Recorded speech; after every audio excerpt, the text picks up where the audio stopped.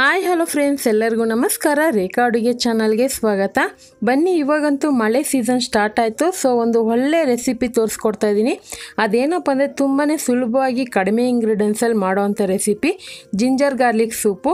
ಈ ginger garlic soup ಅಂತೂ ತುಂಬಾ ಟೇಸ್ಟಾಗಿ ಇರುತ್ತೆ ಮತ್ತು ಆರೋಗ್ಯಕ್ಕೂ ಒಳ್ಳೆಯದು. ಅದರಲ್ಲೂ ಮಕ್ಕಳಿಗೆ ನೀವು ಈ ಥರ ಮಾಡಿಕೊಟ್ರೆ ಹೊಟ್ಟೆ ಹಸಿವು ಅನ್ನೋದು ಜಾಸ್ತಿ ಆಗುತ್ತೆ ಮತ್ತು ಹೆಲ್ತ್ಗೂ ಒಳ್ಳೆಯದಂತ ಹೇಳ್ತಾ ಇದ್ದೀನಿ. ಇದು ಯಾವ ರೀತಿ ಮಾಡೋದಂತ ನೋಡ್ಕೊಬರೋಣ. ಇಲ್ಲಿ ನಾನು ಒಂದು 1/4 ಟೀ ಸ್ಪೂನ್ ಆಗೋಷ್ಟು ಮೆಣಸು ಕಾಳು ತೆಗೆದಿಟ್ಕೊಂಡಿದ್ದೀನಿ. ಸುಮಾರು ಒಂದು 20 ಕಾಳು ಮೆಣಸು ಬರುತ್ತೆ. ಈಗ ಇದನ್ನು ನಾನು ಕುಟ್ಟಿ ಪುಡಿ ಮಾಡ್ಕೊತೀನಿ. ನೀವು ಹೇಳ್ಬೋದು ಪೆಪ್ಪರ್ ಪುಡಿ ಹಾಕೋಬೋದು ಅಂತ, ಆದರೆ ಪೆಪ್ಪರ್ ಪುಡಿಗಿಂತ ಈ ಥರ ನೀವು ಮೆಣಸನ್ನ ಕುಟ್ಟಿ ಮಾಡಿ ನೋಡಿ. ಈ ಟೇಸ್ಟ್ಗೂ ಆ ಟೇಸ್ಟಿಗೆ ಡಿಫ್ರೆಂಟ್ ಇರುತ್ತೆ. ಇದು ಅಷ್ಟೊಂದು ಸ್ಪೈಸಿ ಇರಲ್ಲ, ಆದರೆ ಪೆಪ್ಪರ್ ಪುಡಿ ಹಾಕಿದ್ರೆ ತುಂಬ ಸ್ಪೈಸಿ ಆಗುತ್ತೆ, ಗಂಟ್ಲ ಹತ್ರ ಒಂಥರ ಕೆರ್ತ ಆಗುತ್ತೆ. ಆದರೆ ಈ ಥರ ನೀವು ಕುಟ್ಟಿ ಮಾಡಿದ್ರೆ ನಿಮ್ಗೆ ಆ ಥರ ಆಗೋದೇ ಇಲ್ಲ. ಸೊ ಈ ಥರ ಕುಟ್ಟಿ ಪುಡಿ ಮಾಡ್ಕೊಳ್ಳಿ. 1/4 ಟೀ ಸ್ಪೂನ್ ಆಗೋಷ್ಟು ಆಗಿದೆ. ಈಗ ಅದೇ ಕುಟಾಣಿಗೆ ನಾನು ಅರ್ಧ ಇಂಚ್ ಆಗೋಷ್ಟು ಶುಂಠಿ ತೆಗೆದಿಟ್ಕೊಂಡಿದ್ದೀನಿ. ಮತ್ತು ಒಂದು 5ರಿಂದ 6 ಪೀಸ್ ಆಗೋಷ್ಟು ಬೆಳ್ಳುಳ್ಳಿ ಬೇಕಾಗುತ್ತೆ. ಯಾಕಂದರೆ ನಾವು ಮಾಡ್ತಾ ಇರೋದೇ ಜಿಂಜರ್ ಗಾರ್ಲಿಕ್ ಸೂಪು ಅಲ್ವಾ, ಅದಕ್ಕೋಸ್ಕರನೇ. ಈಗ ಇದನ್ನು ನಾನು ಪೇಸ್ಟ್ ಮಾಡ್ಕೊತೀನಿ. ಅಂದರೆ ಪೇಸ್ಟ್ ಅಂದರೆ ತರತರಿಯಾಗಿ ಇದನ್ನು ಕುಟ್ಟಿ ಪುಡಿ ಮಾಡ್ಕೊತೀನಿ. ನಿಮ್ಮ ಹತ್ರ ಈ ಥರ ಕುಟ್ಟೋದಿಲ್ಲ ಅಂದರೆ ಯಾವುದಾದ್ರು ಒಂದು ಕವರ್ ಮೇಲೆ ಹಾಕ್ಬಿಟ್ಟು ಚಪಾತಿ ಒತ್ತುತ್ತೀರಲ್ಲ ಲಟ್ಟಣಿಗೆ, ಅದರಲ್ಲಿ ಕೂಡ ಕುಟ್ಟಿ ಪುಡಿ ಮಾಡ್ಕೋಬೋದು. ಆದರೆ ಮಿಕ್ಸಿನಲ್ಲಿ ಹಾಕೋದ್ರೆ ನಿಮಗೆ ಟೈಮ್ ಹಿಡಿಯುತ್ತೆ. ಅದು ಸ್ವಲ್ಪ ಮಾಡೋದ್ರಿಂದ ನಿಮಗೆ ಮಿಕ್ಸಿ ಜಾರ್ ಕೂಡ ವೇಸ್ಟ್ ಆಗುತ್ತೆ. ಸೊ ಅದಕ್ಕೆ ಈ ಥರ ಕುಟ್ಕೊಳ್ಳಿ. ಈಗ ನೋಡ್ತಾ ಇರ್ಬೋದು, ಇವಾಗ ಕುಟ್ಟಿರೋದನ್ನ ಒಂದು ಬೌಲ್ಗೆ ಹಾಕ್ಕೊತಾ ಇದ್ದೀನಿ. ಸುಮಾರು ಇದು ಒಂದು ಟೇಬಲ್ ಸ್ಪೂನ್ ಆಗೋಷ್ಟು ಬರುತ್ತೆ. ಈಗ ನೆಕ್ಸ್ಟು ಈ ಥರ ದಪ್ಪ ತಲದ ಪಾತ್ರೆ ತೊಗೊಂಡಿದ್ದೀನಿ. ನೀವು ಯಾವುದಾದ್ರು ತೊಗೋಬೋದು. ಸ್ಟವ್ ಮೇಲೆ ಲೋ ಫ್ಲೇಮಲ್ಲಿ ಇಟ್ಕೊಳ್ಳಿ, ಅಂದರೆ ಸಿಮ್ಮಲ್ಲಿ ಇಟ್ಕೊಂಡಿದ್ದಕ್ಕೆ ಒಂದು ಅರ್ಧ ಟೇಬಲ್ ಸ್ಪೂನ್ ತುಪ್ಪ ಹಾಕ್ಕೊತಾ ಇದ್ದೀನಿ.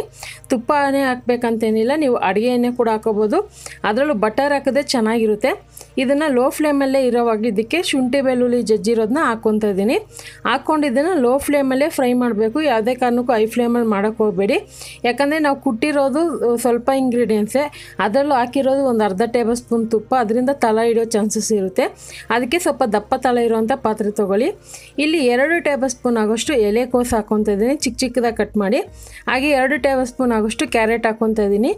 ಸೂಪ್ ಅಂದರೆ ಎಲ್ರಿಗೂ ಗೊತ್ತಿರೋದೆ. ಸೊ ಇವತ್ತು ನಾನು ನಿಮಗೆ ಸಿಂಪಲ್ಲಾಗಿ ತೋರಿಸ್ಕೊಡ್ತಾ ಇದ್ದೀನಿ. ಆಲ್ರೆಡಿ ನಾನು ಬೇರೆ ಥರ ಸೂಪ್ ಕೂಡ ತೋರಿಸ್ಕೊಟ್ಟಿದ್ದೀನಿ. ಈಗ ತರಕಾರಿ ಎಲ್ಲ ಹಾಕಿದ ಮೇಲೆ 1ರಿಂದ 2 ನಿಮಿಷವರೆಗೆ ಇದನ್ನು ಲೋ ಫ್ಲೇಮಲ್ಲೇ ಇದನ್ನು ಫ್ರೈ ಮಾಡ್ಕೊಳ್ಳೋಣ. ಅಂದರೆ ಈ ಥರ ನೀವು ಫ್ರೈ ಮಾಡೋದ್ರಿಂದ ಟೇಸ್ಟ್ ಅನ್ನೋದು ತುಂಬಾ ಚೆನ್ನಾಗಿರುತ್ತೆ. ಅದಕ್ಕೋಸ್ಕರ ಇದನ್ನು ನೀವು ಚೆನ್ನಾಗಿ ಫ್ರೈ ಮಾಡ್ಕೊಳ್ಳಿ. ಒಂದು ಅರ್ಧ ಭಾಗ ತರಕಾರಿ ಫ್ರೈ ಆಗಬೇಕು. ಈಗ ನೋಡಿ, ಒಂದು 2 ನಿಮಿಷ ಆದಮೇಲೆ ನಾನು ಇದಕ್ಕೆ ಒಂದು 2 ಕಪ್ ಆಗೋಷ್ಟು ನೀರು ಹಾಕ್ಕೊತಾ ಇದ್ದೀನಿ. ನಾನು ತೊಗೊಂಡಿರೋಂಥ ಇಂಗ್ರೀಡಿಯೆಂಟ್ಸ್ಗೆ ಒಟ್ಟು 3 ಕಪ್ ನೀರು ಬೇಕಾಗುತ್ತೆ. ಆದರೆ ಇಲ್ಲಿ ನಾನು ಮೊದಲೇ 2 ಕಪ್ ಹಾಕ್ಕೊಂಡಿದ್ದೀನಿ. ಮತ್ತೆ ಯಾವಾಗ ಹಾಕ್ತೀನಿ ಅನ್ನೋದನ್ನ ಈ ವಿಡಿಯೋದಲ್ಲಿ ಹೇಳ್ತೀನಿ ನೋಡಿ. ಇವಾಗ ಇದು ಹಾಕೊಂಡ್ಮೇಲೆ ರುಚಿಗೆ ತಕ್ಕಷ್ಟು ಉಪ್ಪು ಹಾಕ್ಕೊತಾ ಇದ್ದೀನಿ. ಹಾಕ್ಕೊಂಡಿದ್ದನ್ನು ಮೀಡಿಯಮ್ ಲೋ ಫ್ಲೇಮಲ್ಲಿ ಇಟ್ಕೊಳ್ಳಿ. ಇವಾಗ ಸ್ಟವ್ನ ಇಟ್ಕೊಂಡಿದ್ದನ್ನು ಚೆನ್ನಾಗಿ ಕುದಿಸ್ಕೊಳ್ಳೋಣ. ಆಲ್ರೆಡಿ ನಾವು ತರಕಾರಿನ ಚಿಕ್ಕ ಚಿಕ್ಕದಾಗಿ ಕಟ್ ಮಾಡಿರೋದ್ರಿಂದ ಬೇಗನೆ ಬೆಂದ್ಕೊಳ್ಳುತ್ತೆ. ನಿಮಗೆ ಕ್ರಿಸ್ಪಿಯಾಗಿ ಬೇಕಂದರೆ ಹೈ ಫ್ಲೇಮಲ್ಲಿ ಇಟ್ಕೊಂಡು ಕುದಿಸ್ಕೋಬೋದು.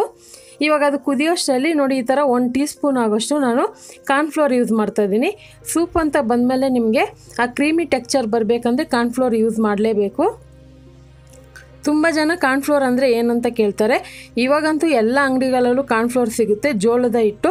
ಸೊ ನಾರ್ಮಲ್ ನಾವು ರೊಟ್ಟಿ ಮಾಡ್ತಿರಲ್ಲ ಆ ಹಿಟ್ಟಲ್ಲ, ಇದು ಬೇರೆ ಥರ ಹಿಟ್ಟು, ಜೋಳದ ಹಿಟ್ಟು, ಅಂದರೆ ಕಾರ್ನ್ಫ್ಲೋರ್ ಅಂತ ಸಿಗುತ್ತೆ. ಯಾಕಂದರೆ ಇದರಲ್ಲಿ ಬೇರೆ ಸ್ನ್ಯಾಕ್ಸ್ ಐಟಮ್ಗಳೇ ಮಾಡೋವಂಥದ್ದು. ಈಗ ಅದನ್ನು 1 ಕಪ್ ನೀರಲ್ಲಿ ಮಿಕ್ಸ್ ಮಾಡಿ ಇಟ್ಕೊಂಡಿದ್ದೀನಿ. ಈ ಕಡೆ ನೋಡಿ, ಸೂಪ್ ಕೂಡ ಚೆನ್ನಾಗಿ ಕುದೀತಾ ಇದೆ. ಇವಾಗ ನಾವೇನು ಮಾಡಬೇಕಂದ್ರೆ, ಇವಾಗ ಕುಟ್ಟಿದ್ದೀರಲ್ವ ಮೆಣಸು, ಅದನ್ನು ಹಾಕ್ಕೊಳ್ಳೋಣ. ನೀವು ಪೆಪ್ಪರ್ ಪುಡಿ ಹಾಕಿ ನೋಡಿ, ಆದರೆ ನಿಮಗೆ ಟೇಸ್ಟ್ ಕೂಡ ಡಿಫ್ರೆಂಟ್ ಇರುತ್ತೆ, ಕಲರು ಸಹ ಚೇಂಜ್ ಆಗಿಬಿಡುತ್ತೆ. ನಿಮ್ಮ ಹತ್ರ ಏನಾದರೂ ವೈಟ್ ಪೆಪ್ಪರ್ ಪೌಡರ್ ಇದ್ದರೆ ಅದು ಕೂಡ ಯೂಸ್ ಮಾಡ್ಕೋಬೋದು. ಅದಕ್ಕಿಂತ ಈ ಥರ ನೀವು ಒರಿಜಿನಲ್ ಮೆಣಸನ್ನ ಕುಟ್ಟಿ ಮಾಡೋದ್ರಿಂದ ಫ್ಲೇವರು ಲೈಟಾಗಿರುತ್ತೆ, ಸ್ಪೈಸಿ ಅನ್ನೋದು ಲೈಟಾಗೇ ಇರುತ್ತೆ, ನಿಮಗೆ ಜಾಸ್ತಿ ಘಾಟ್ ಅನಿಸೋದಿಲ್ಲ. ಇವಾಗ ಕಾರ್ನ್ಫ್ಲೋರ್ ನೀರನ್ನ ನಾನು ಮಿಕ್ಸ್ ಮಾಡಿದ್ನಲ್ವ, ಅದನ್ನು ಹಾಕ್ಕೊತಾ ಇದ್ದೀನಿ. ಈಗ ಹಾಕ್ಕೊಂಡಿದ್ದನ್ನು ಚೆನ್ನಾಗಿ ಮಿಕ್ಸ್ ಮಾಡ್ಕೊಳ್ಳೋಣ. ಇಲ್ಲೇನಾದರೂ ನಿಮಗೆ ಉಪ್ಪು ಕಡಿಮೆ ಅನಿಸಿದ್ರೆ ಉಪ್ಪು ಎಕ್ಸ್ಟ್ರಾ ಹಾಕ್ಕೊಳ್ಳಿ. ಖಾರ ಏನಾದರೂ ನಿಮ್ಗೆ ಬೇಕು ಅಂದರೆ ಇನ್ನೊಂದು 2 ಮೆಣಸು ಕಾಳನ್ನ ಕುಟ್ಟಿ ಹಾಕ್ಕೊಬೋದು. ಈಗ ಇದನ್ನು ಒಂದು 2 ನಿಮಿಷವರೆಗೂ ಕುದಿಸ್ಕೊತೀನಿ. ನಾನಿಲ್ಲಿ ಕಾರ್ನ್ಫ್ಲೋರು 1 ಟೇಬಲ್ ಸ್ಪೂನ್ ಯೂಸ್ ಮಾಡಿಲ್ಲ, 1 ಟೀ ಸ್ಪೂನ್ ಯೂಸ್ ಮಾಡಿದ್ದೀನಿ. ನಿಮಗೆ ಸೂಪು ಸ್ವಲ್ಪ ಸಾಸ್ ಟೈಪಲ್ಲಿ ಬೇಕು ಅಂದರೆ, ಒಂದು ಸ್ವಲ್ಪ ತಿಕ್ಕಾಗಿ ಬೇಕಂದರೆ 1 ಟೇಬಲ್ ಸ್ಪೂನ್ ಹಾಕ್ಕೋಬೋದು. ನಾನು ಕಡಿಮೆ ಯೂಸ್ ಮಾಡಿದ್ದೀನಿ. ಸೊ ಯಾಕಂದರೆ ಕಾರ್ನ್ಫ್ಲೋರ್ ಅನ್ನೋದು ಗಟ್ಟಿ ಅಂಶ, ಅದು ಗಟ್ಟಿ ಆಗುತ್ತೆ ಬಿಸಿ ಬಿದ್ದಾಗ, ಅದಕ್ಕೋಸ್ಕರನೇ. ಈಗ ನೋಡ್ತಾ ಇರ್ಬೋದು, ಒಂದು 2ರಿಂದ 3 ನಿಮಿಷ ಚೆನ್ನಾಗಿ ಕುದಿಸಿದ್ದೀನಿ. ಈಗ ಸೂಪ್ ರೆಡಿಯಾಗಿದೆ. ತುಂಬಾ ಟೇಸ್ಟ್ ಸಖತ್ತಾಗಿರುತ್ತೆ. ಇವಾಗಿರೋಂಥ ಮಳೆ ಸೀಸನ್ಗೆ ಖಂಡಿತ ಈ ಥರ ಸೂಪ್ ಮಾಡಿಕೊಡಿ. ಕೆಲವರು ಮಕ್ಕಳು ಊಟ ಮಾಡೋದೇ ಇಲ್ಲ, ಹೊಟ್ಟೆ ಹಸಿವು ಆಗೋದೇ ಇಲ್ಲ ಅಂತಾರಲ್ಲ, ಅಂಥವ್ರಿಗೆ ಈ ಥರ ಸೂಪ್ ಮಾಡಿಕೊಟ್ಟಾಗ ತುಂಬಾ ಹೊಟ್ಟೆ ಹಸಿವು ಜಾಸ್ತಿ ಆಗುತ್ತೆ. ಈಗ ಕೊನೆಯಲ್ಲಿ ಕೊತ್ತಂಬರಿ ಹಾಕ್ಕೊತಾ ಇದ್ದೀನಿ. ಕೊತ್ತಂಬರಿ ಹಾಕಿ ಇಳಿಸ್ಕೊತಿದ್ದೀನಿ. ನಿಮ್ಗೇನಾದರೂ ಹುಳಿ ಫ್ಲೇವರ್ ಬೇಕು ಅಂದರೆ ನೀವು ಸೂಪ್ ಕುಡಿಯೋವಾಗ ಒಂದು ಸ್ವಲ್ಪ ನಿಂಬೆ ರಸ ಹಾಕ್ಕೊಂಡು ಕುಡಿಬೋದು. ಹುಳಿ ಫ್ಲೇವರ್ ಬೇಕು ಅಂದರೆ ಸೊ ಆಪ್ಷನಲ್ಲು. ಈಗ ಬಿಸಿ ಬಿಸಿ ಆದಂಥ ಜಿಂಜರ್ ಗಾರ್ಲಿಕ್ ಸೂಪ್ ರೆಡಿಯಾಗಿದೆ. ಸೊ ಈಸಿಯಾಗಿ ಮನೆಯಲ್ಲಿರೋಂಥ ಇಂಗ್ರೀಡಿಯೆಂಟ್ಸಲ್ಲೇ ತೋರಿಸ್ಕೊಟ್ಟಿದ್ದೀನಿ. ನಿಮಗೆ ತರಕಾರಿ ಅನ್ನೋದು ಆಪ್ಷನಲ್ಲು. ಕ್ಯಾರೆಟು ಮತ್ತು ಎಲೆಕೋಸು ಎರಡರಲ್ಲಿ ಯಾವುದಿದ್ರೂ ಯೂಸ್ ಮಾಡ್ಕೋಬೋದು. ಹಾಗಾದರೆ ಇವತ್ತು ತೋರಿಸಿರುವಂಥ ಜಿಂಜರ್ ಗಾರ್ಲಿಕ್ ಸೂಪ್ ರೆಸಿಪಿ ನಿಮಗೆಲ್ಲ ಇಷ್ಟ ಆಗಿದೆ ಅಂದ್ಕೊತೀನಿ. ಇಷ್ಟ ಆಗಿದೆ ನೀವು ಸಹ ಮನೆಯಲ್ಲಿ ಇದೇ ರೀತಿ ಟ್ರೈ ಮಾಡಿ ನೋಡಿ. ಯಾವ ರೀತಿ ಬಂತಂತ ಪ್ಲೀಸ್ ಕಮೆಂಟ್ ಮೂಲಕ ತಿಳಿಸಿ. ಮತ್ತು ಈ ರೆಸಿಪಿ ಇಷ್ಟ ಆದರೆ ಈಗಲೇ ಲೈಕ್ ಮಾಡಿ ನಿಮ್ಮ ಫ್ಯಾಮಿಲಿ ಫ್ರೆಂಡ್ಸ್ಗೂ ಶೇರ್ ಮಾಡಿ.